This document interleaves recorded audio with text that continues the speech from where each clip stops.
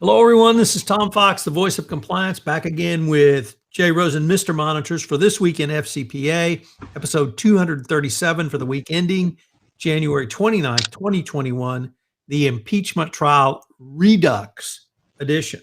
As Donald Trump becomes the only person to have to go through two impeachment trials, we're number one. Jay and I are back to look at some of the week's top compliance and ethics stories and articles which caught our eye. Jay, what say you? I say let's jump right in, Tom, and see what we've got to talk about today.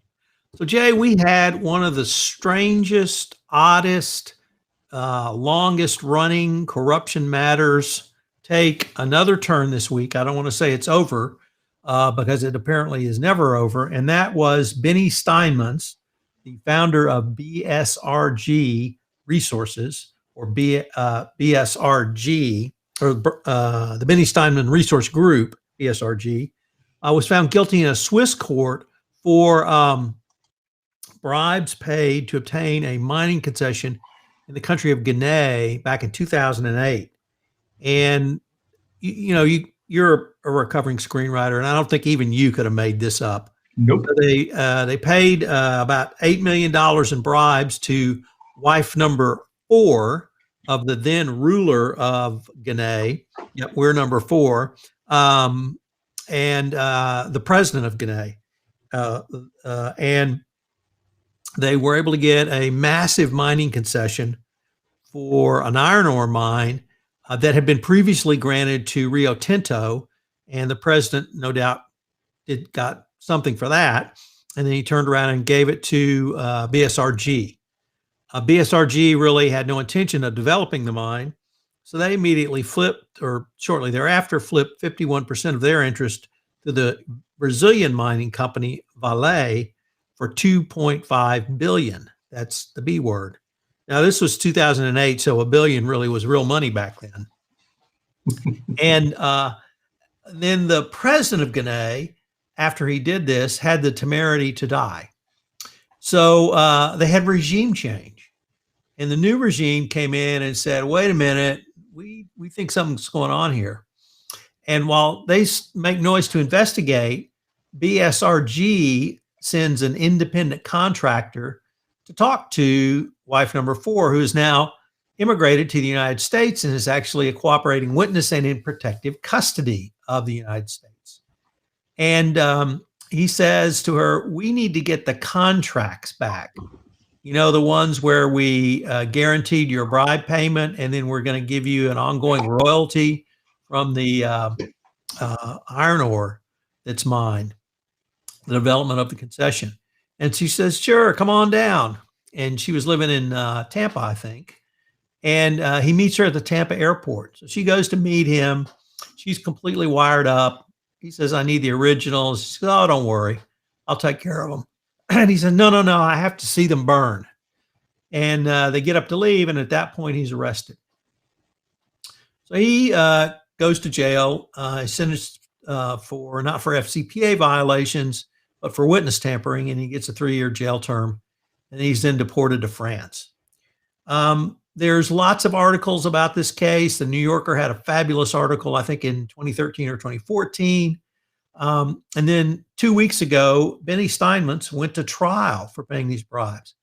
But the place he went to trial, Jay, was Switzerland. And he went to trial in Switzerland because the bribes were paid through Switzerland. And for reasons unknown to me, the Swiss became highly indignant. Their bribes were paid through their banking system.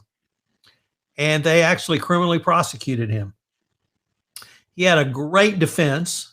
Defense number 1 was, although the company is named the Benny Steinmetz Resource Group, he really wasn't involved with it. They just were, basically he licensed his name, sort of like Trump. And he had no dealings with day-to-day dealings, and he certainly didn't know about a bribe. And he met this woman, but defense number 2 was, she really wasn't married to him. They weren't sleeping together. Or they may have been married, but they weren't sleeping together. It was more along the lines of concubinage. And that didn't violate any laws because she wasn't related to him. I guess they didn't check the wedding ring situation. That was defense number 2. Defense number 3 was all of those contracts that guy went to get on our behalf, those were all forgeries and those were fakes. Yes, they were fakes. And all the signatures of my COO on the contracts, those were just photoshopped. So there's really nothing here. And what in the trial lawyer world, that's called the dog defense. And the dog bite defense are, number one, my dog didn't bite, or my dog didn't bite you. Number two, my dog may have bitten you, but you're really not injured. Number three is you provoked my dog. And number four is the ultimate, I don't even have a dog. And it's a ballsy move to bring the number four, I don't have a dog defense to a criminal case, but it's the all-in move. And if you lose, you lose. And Steinman's lost. Apparently they had the contracts, they had the wiretaps, they had the conversations, they had pretty much everything. And he was found guilty by the Swiss court and sentenced to 5 years in jail. So a really interesting case, and it's going to be interesting to see what happens next. There's a whole nother saga of Vale and BSRG.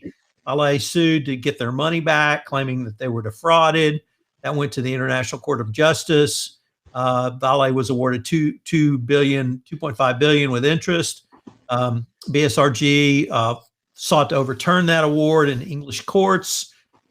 They were unsuccessful. BSRG has filed bankruptcy, so I don't know what the status is. The government of Guinea investigated the matter, and they took back the concession from BSRG.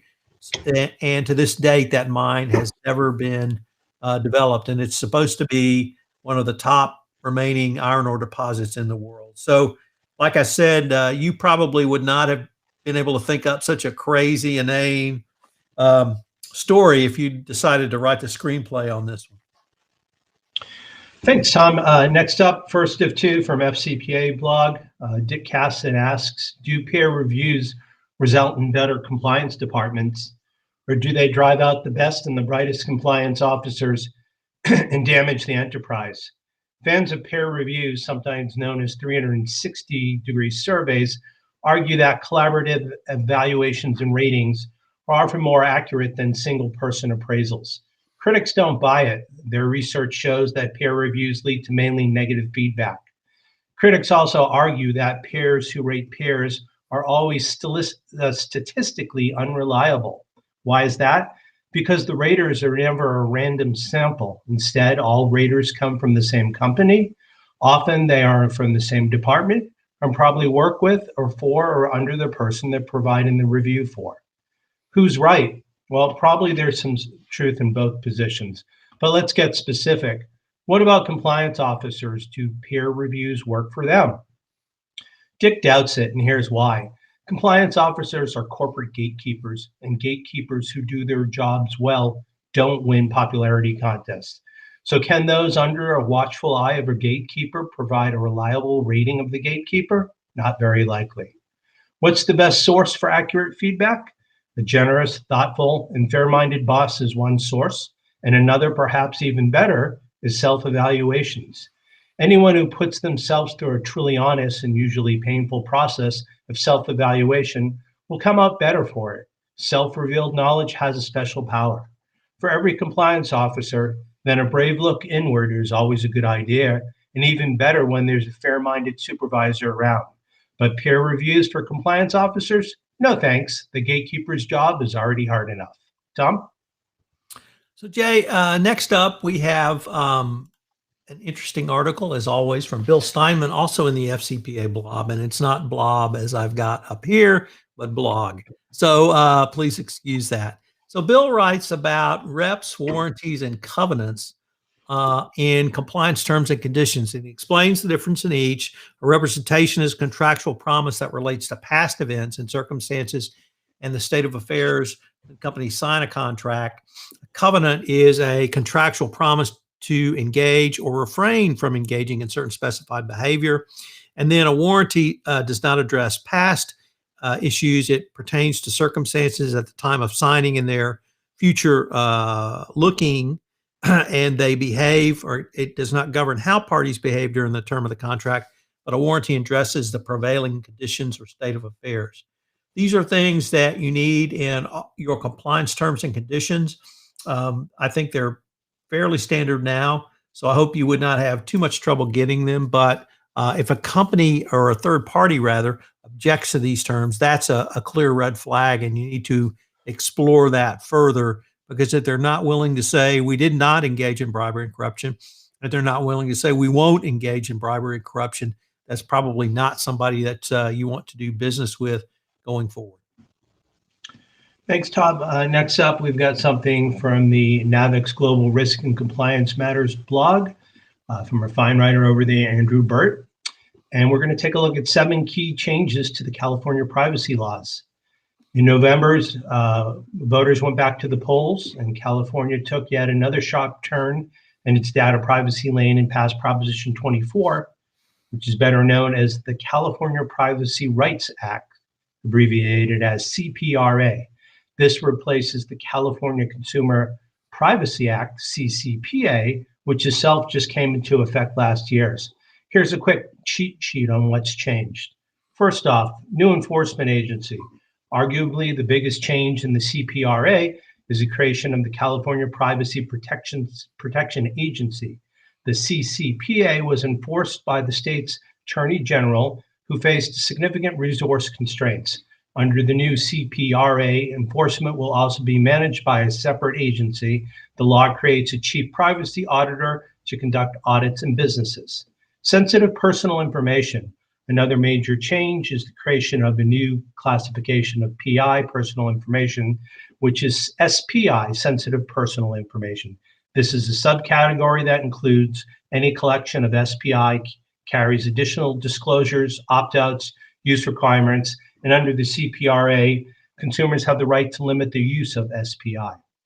Covered businesses. The CPRA makes several changes to which businesses are covered.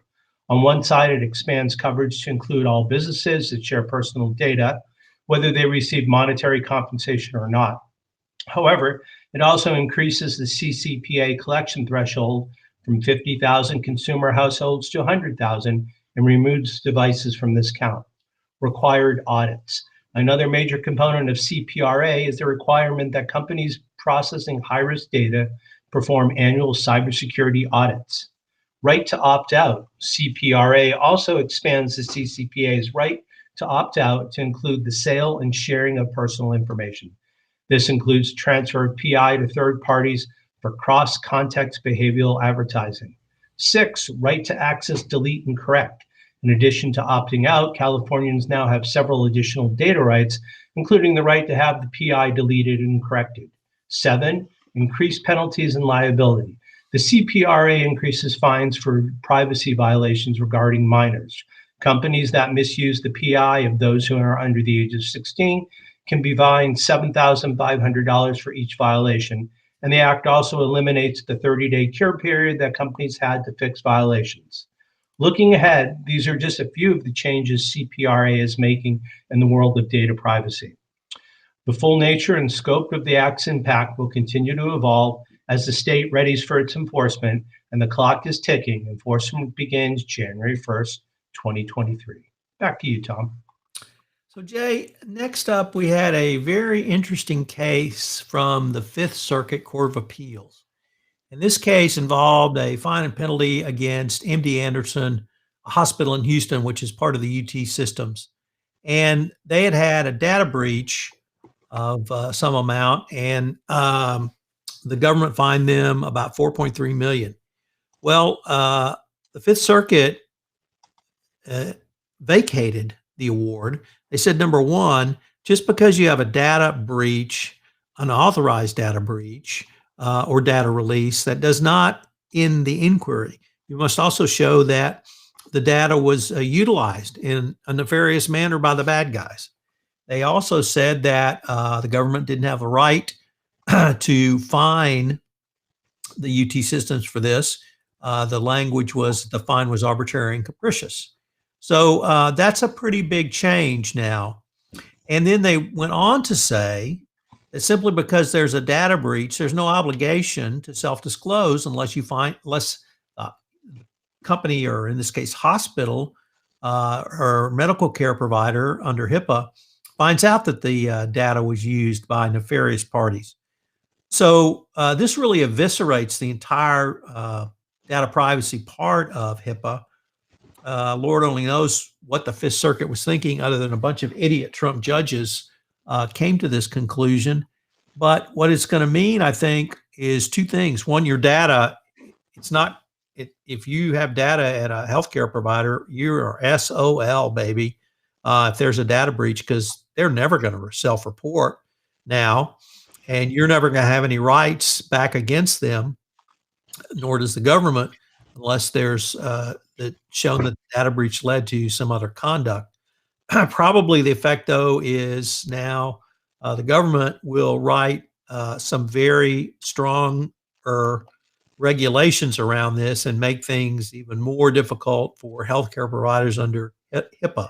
So I don't know if this will go to the Supreme Court. Probably with the current makeup of the Supreme Court, they think companies shouldn't have to ever pay a penalty ever, but it certainly takes away from the rights of citizens like us to be protected by requiring companies that hold our data to keep it securely, and it takes away the right of the government to enforce the clear mandate of HIPAA.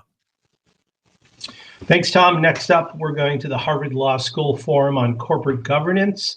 This is an article that comes to us from several attorneys from Morgan Lewis, and we ask, is there an increase in SEC enforcement coming? Most media accounts suggest that the incoming Biden administration will usher in a more aggressive SEC enforcement posture, with renewed emphasis on investigating potential fraud and controls deficiencies at public companies. The SEC enforcement may face some short-term headwinds to this approach. A dramatic increase in tips, complaints, and referrals during the pandemic thus far, as well as COVID-19 related delays that may extend to a 24-month average lifetime of SEC investigations, will likely require the SEC to selectively allocate stretched resources for 2021. Where are the limited resources likely to go beyond the more standard accounting, revenue recognition, and disclosure cases that SEC regularly investigates and prosecutes?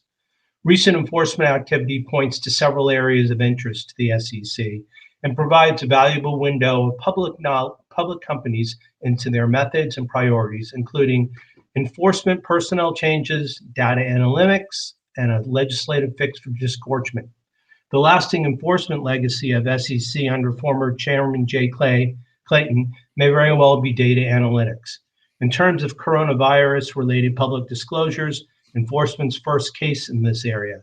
Less than 7 months after describing its approach for evaluating COVID-19 related disclosures, the SEC announced a settled action against a publicly traded company in the restaurant industry for allegedly making misleading disclosures about impact of COVID-19 pandemic on its business operations and final conditions. And that company might make really great brown and sourdough bread that they put on your table. Enforcement's EPS initiative, Harnessing the Data. On September 28th of 2020, the SEC filed settled actions against two public companies that originated from self-described EPS initiative that utilize risk data analytics to uncover potential accounting and disclosure violations caused by, among other things, earning management practices. In the press release, enforcement credited the recently formed Division of Enforcement Office of Investigative and Market Analytics with providing valuable assistance. Executive perks continued enforcement focus. Executive comp in the form of perks has been and will remain an enforcement-focused tool.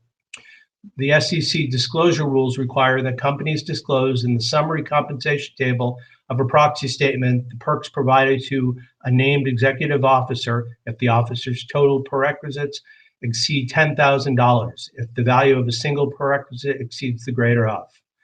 In terms of insider trading, a zero tolerance policy. Detecting and prosecuting those engaged in insider trading remains a priority. Enforcement indicated particular vigilance during COVID-19 pandemic as companies have dealt with a steady stream of potentially market-moving information. Given these unique circumstances, a greater number of people may have access to non-material public information than in less challenging times. Cyber intrusions, the current SEC playbook. In the past 3 years, the enforcement created the cyber unit designed to focus on the enforcement division's substantial cyber-related expertise. It issued a report pursuant to Section 21A of the Exchange Act on 9 public companies that were victims of cyber-related frauds and considered whether these companies violated securities laws by failing to have a sufficient system of internal accounting controls. And last but not least, whistleblowers. 2020 was a record year. Since the first whistleblower award in 2012, the SEC has awarded approximately $728 million to 118 individuals who provided information and assistance that led to successful enforcement actions. The SEC enforcement actions from whistleblower tips have resulted in over $2.5 billion with a B in ordered financial remedies, including more than $1.4 billion in disgorgements. Further, the pace and size of SEC whistleblower awards have increased dramatically over the last 3 years as the program has matured. In fiscal year 2020 alone, the SEC made a record 39 individual awards of approximately $175 million. This marked a 200% increase in the number of individuals awarded in a single year, and at the time, 31% of total monies awarded in the program's history. In conclusion, the coronavirus forced companies to adapt, and the same was true for the regulator, the SEC. Traditionally, public company cases arose through whistleblowers or after public announcement that resulted in stock price declines. These circumstances still generate the lion's share of SEC cases. However, in recent years, significant criticism has been levied upon the SEC for failing to identify alleged misconduct before it was publicly exposed. Data analytics is one way for the SEC to identify ongoing violations, and enforcement spent 2020 honing those tools. Increased whistleblower awards are another way, and the SEC devoted significant resources and attention to streamlining and advertising the program in 2020. Expect more of the same in this year of 2021. Tom? Next up, we have an article on FCA compliance. That's False Claims Act compliance. And this is by my friend and colleague, Mike DeBernardis. He is now a partner at Hughes Hubbard. So congrats on making partner, Mike. And he talks about the need for compliance in the era of unprecedented government stimulus. And he says that because of the fraud that's been exposed around the PPE and PPP programs, like companies, particularly small businesses who may not have thought about compliance as much, need to be prepared because the government has the right to audit if they've given you money. And his suggestions are going to sound familiar to many of our listeners, but what key areas of risk mitigation? First of all, exercise due diligence in the application process. Here, due diligence is don't make false statements. If you lie on your PPP application, you have now committed a federal crime. If you've transmitted that via mail or online, you've now committed mail fraud. So it can pile up on you pretty quickly. 2, establish controls regarding your obligations. If you receive money, you have obligations on how the money's spent, who's responsible for spending it, and the documentation of how the funds are spent. So have some controls in place around the PPP funding. Next, provide appropriate training. Small business owners need to be familiar with the statutory and regulatory requirements. You should provide or obtain training on these topics for the individual's tasked for applying for funds and making the spending decisions. And then 4, keep proper documents. Substantiate representations made to obtain the funds, record how the funds are spent, memorialize how decisions are made, including decisions regarding complex issues of regulatory interpretation, and describe steps to assure compliance with all legal obligations. Jay, that sounds like to me document. So I'm a big believer in that. But think about that. If you represent small businesses and they've gotten PPP funding, they may need to take a look at risk mitigation around this specific topic, particularly if they've never been a U.S. government contractor, so they've never had to face the requirement of having a compliance program in place. Might be a rich area for affiliate monitors to take a look at, Jay. Indeed. Tom, our last article that we're going to look at today comes to us from BBC.com. It reminds me of my days in translation and document review. And Michael Dempsey tells us how to investigate a 60 million document case. Imagine having to search through all the documents, emails, and messages of a huge multinational company. Yusor Khalil did not have to imagine, as she was part of the team from FRA that had to ferret out proof of wrongdoing at the aerospace giant Airbus after it admitted to paying bribes via middlemen. They said Airbus was like a tower block with 900 apartments in it. The investigations had to decide which ones we were going to go into and investigate, and the case was FRA's largest job ever. Ms. Khalil and a 70-strong team faced an ocean of files, transaction data, and emails spanning worldwide activities, most of them entirely innocuous.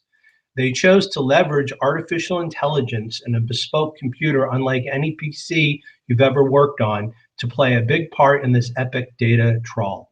A daunting collection of 500 million documents and transactions whittled down to a smaller universe of 60 million documents for review. The AI searched for patterns and spotted snippets that were out of place, such as a sports sponsorship deal for $100 million. As if 60 million items were not enough of a challenge, 800 Airbus employees around the world were legally assigned as custodians to these documents. 7 secure investigation sites were set up, which allowed documents to be examined in complete security, a crucial point for Airbus. It's a vast business enmeshed with major European military aircraft projects, so the investigation had to devise a way to keep material that was nationally sensitive out of the picture. Specialized software allowed the collection of information without seeing the entire document it came from, thus preserving secret defense information from prying eyes. In addition, bespoke $100,000 computers running multiple disks with no connections to the internet were used. AI formed the basis for what is known as TAR, Technology Assisted Review. AI was trained to search unstructured data such as emails, and these are tough to scan, unlike structured data contained in forms and columns.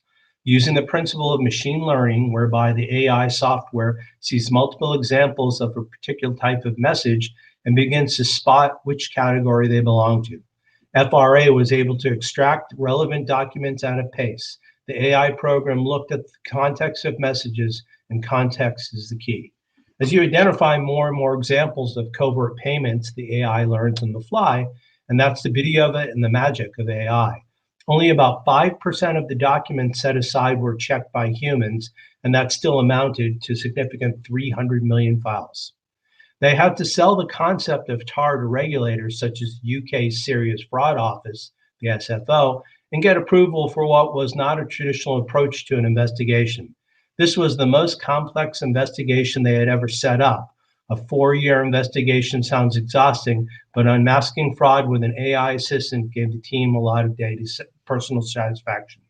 Dame Victoria Sharp, one of the most senior civil court judges in England and Wales, summed up the far-reaching impact of this investigation with its prominent role for AI. Speaking for the British end of the tri-national case in January 2020, she declared that Airbus truly turned out its pockets and is now a changed company to which existed when wrongdoing occurred. Tom, back to you. So Jay, we're now to podcasts that we highlight, but we have a new AMI podcast. So I thought maybe you might tell us about that first. Sure. So we have a new podcast that dropped on this Wednesday at Affiliated Monitor's website. And in the first episode were Ben DeCiani, the founder and president of Affiliated Monitors, and my colleague Jerry Coyne. And we decided to take a look at something that's very appropriate that's happening in the medical field right now, which is dealing with telehealth and home healthcare. So it's about a 25-minute podcast, and we plan to be having these every 2 weeks or so, and they are available on the AMI website. And hopefully, if negotiations go well, we might find a home also on the Compliance Podcast Network. Let me see if I can speak to those folks. They're pretty tough, though. Jay, we had our final episode in this month's The Compliance Life with Gwen Hassan. The month of January, right? Right, for the month of January. And Gwen is one of the country's, I don't want to say foremost, but she has been leading the fight in the corporate world against human trafficking for at least 7 or 8 years. And that was before many of us were even aware of the problem.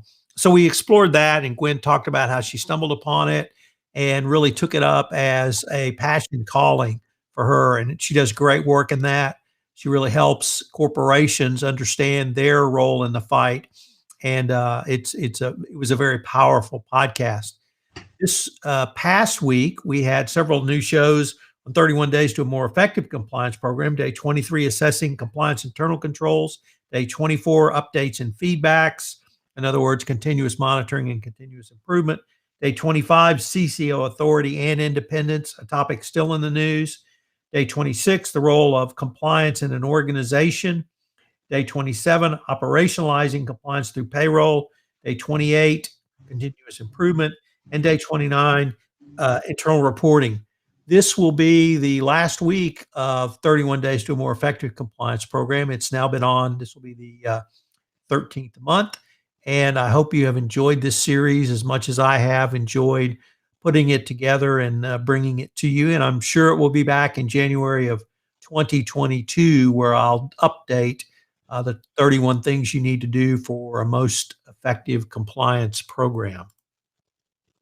We've got a couple of webinars and podcasts to invite you to. Tom would like you to join K2 Integrity and the AIBACP for a webinar on February 17th about the National Defense Authorization Act, AML compliance implications, and priorities for the banking industry. There's further information and a registration page on the show notes. We also have a link to Compliance Week, which is now accepting nominations for its Excellence in Compliance Award. And there's a link to submit that. And Tom, why don't you tell us what our Everything Compliance colleague, Jonathan, has in store for us, Jonathan Marks, with Baker Tilly. So I often say that one of the reasons compliance is the greatest profession is you are only limited by your imagination. And Jonathan Marks had this vision of a fraud symposium, and so he did it. And he's putting it together. And it's the Baker Tilly First Annual Fraud and Compliance Summit. It will be held Tuesday, February 23rd to Thursday, February 25th. What he's done, Jay, is put together a panel to run, I think it's 3 hours each day, maybe a little bit longer. I'm lucky enough to be one of the participants. Mary Shirley and I are going to put on a presentation of the key lessons from 2020 and what you need to take away. It's going to be a really fabulous presentation. Whenever Jonathan and Baker Tilly do something, it's first class. I'm looking forward to that. And there's a rumor, Jay, that they have hired a retired screenwriter to come in. And it was not clear to me if it was background theme music, kind of reaching out to a different genre, or if it was a dramatic persona. But I understand that there will be some a very special presentation or words from a very famous retired screenwriter. Have you heard anything along those lines? I have heard that there could potentially be some opening remarks to frame the conference and the fine people that are taking part in it. So we'll have to see, but there could be a recording section going on in a secret location tomorrow morning at 9 a.m. Pacific time, but I'm not really in the in a position to comment about it. On behalf of Tom Fox, the voice of compliance and the compliance evangelist, and also a frustrated screenwriter, and myself, Jay Rosen, Mr. Monitor, we'd like to thank you for joining us in this week FCPA, episode 237, for the week ending January 29th, 2020, the impeachment trial redux. We hope you and your families are safe and well. We look forward to circling back next week to tell you all about this week at FCPA.